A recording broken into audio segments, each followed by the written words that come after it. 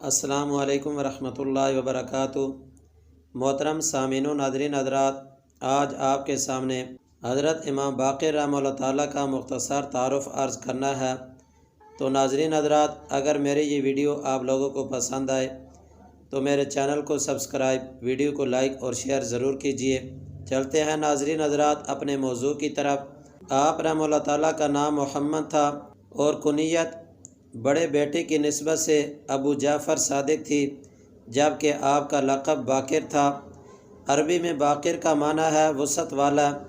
چونکہ آپ کا علم بہت وسیع تھا، اس لیے آپ کو باقر کے عظیم الشان لقب سے نوازا گیا۔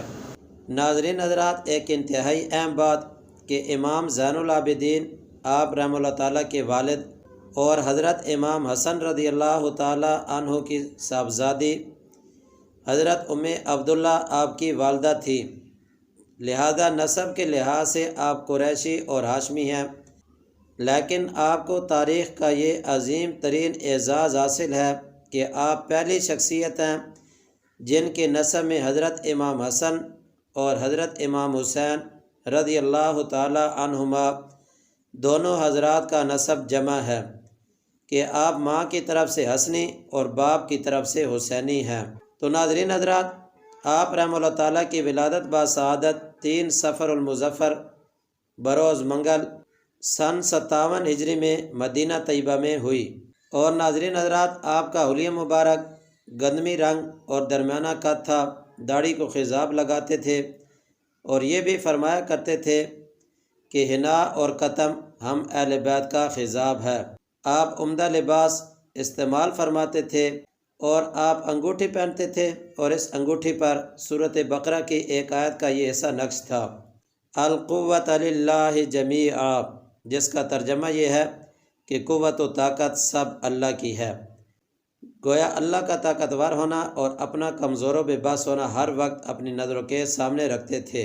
اور علم میں اللہ تعالیٰ نے آپ کو بہت بلند مقام عطا فرمایا تھا اور آپ امام مجتہد کے مرتبہ پر فائز تھے۔ آپ کا یہ علمی مقام و مرتبہ سب کے ہاں مسلم تھا۔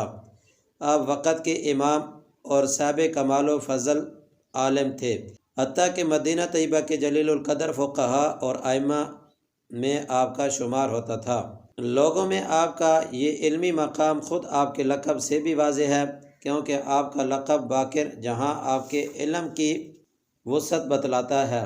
جہاں تک علم کی تحصیل و تدریس کا معاملہ ہے تو آپ رحمہ اللہ تعالیٰ نے حضرت جابر انصاری رضی اللہ تعالیٰ عنہ اور حضرت انس بن مالک رضی اللہ تعالیٰ عنہ جیسے جلیل القدر صحابہ سے علم حاصل کیا۔ اس کے علاوہ اپنے وقت کے بڑے بڑے تابعین سے علمی استفادہ کیا۔ تاہم جن حضرات سے آپ نے احادیث نقل کی ہیں ان میں حضرت عبداللہ بن عمر رضی اللہ تعالیٰ عنہما، آپ کے والد حضرت امام زین العابدین رحمہ اللہ تعالیٰ، اور مشہور محدث تابعی حضرت سعید بن مسیب کے نام سر فہرست ہے۔ بہرحال آپ نے جہاں حدیث رسول کی بہت خدمت کی اور کثرت سے لوگوں تک احادیث نبویہ پہنچائیں۔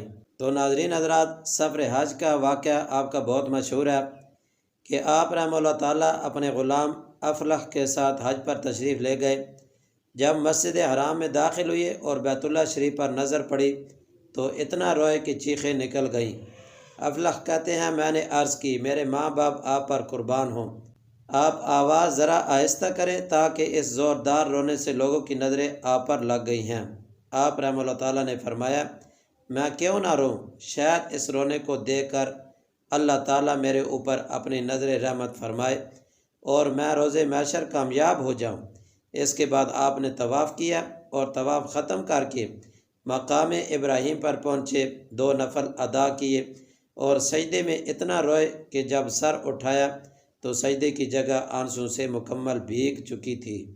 اور اسی طرح اللہ تعالیٰ نے آپ کو تمام اوصاف حمیدہ سے نوازا ہوا تھا، ذوق عبادت، خوف الہی، دنیا سے بے رغبتی، سخاوت، صحابہ سے آپ کی عقیدت و محبت اور صحابہ کی آپ سے عقیدت و محبت، یہ آپ کے نمایاں اوصاف تھے۔ اور ناظرین حضرات، راجح قول کے مطابق آپ نے 114 ہجری میں انتقال فرمایا۔ جبکہ سفر کے مہینے کی 23 تاریخ تھی۔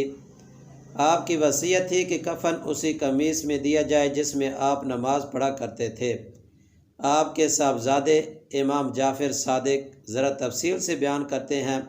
وہ فرماتے ہیں، میرے والد صاحب نے مجھے وصیت کی تھی کہ میں 3 کپڑوں میں ان کو کفن دوں۔ ایک وہی قمیص جس میں نماز پڑھا کرتے تھے، اس کے بٹن کاٹ کر اسے ایک چادر کی طرح بنا لوں۔ دوسری وہ چادر جو آپ اوڑھا کرتے تھے۔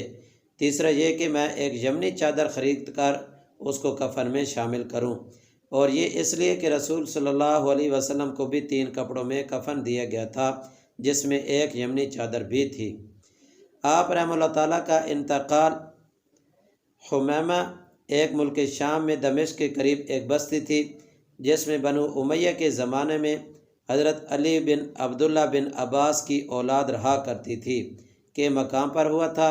بعض حضرات نے لکھا ہے کہ زہر دیے جانے سے آپ کا انتقال ہوا تھا۔